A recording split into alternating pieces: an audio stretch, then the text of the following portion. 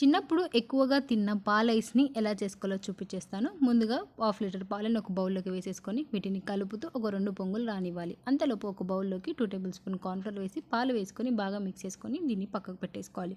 పాలు 2 పొంగులు వచ్చిన తర్వాత వీటిని కలుపుకొని దీంట్లోకి 3, 4 టేబుల్ స్పూన్ మిల్క్ పౌడర్, మీ షుగర్ తగ్గట్టు షుగర్‌ని వేసేసుకొని బాగా మిక్స్ చేసుకోవాలి.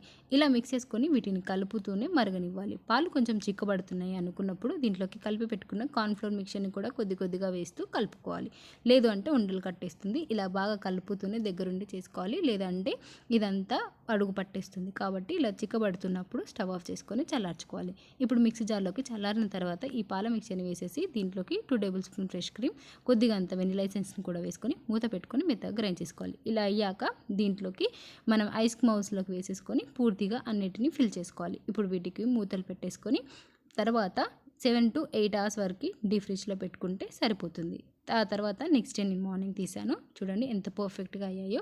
ఒక్కసారి వాటర్‌లో ఇలా డిప్ చేసి ఇలా రబ్ చేస్తే ఈజీగా ఊడొచ్చేస్తుంది. చూడండి ఎంత బాగా వచ్చాయో. మీరు కూడా ట్రై చేయండి.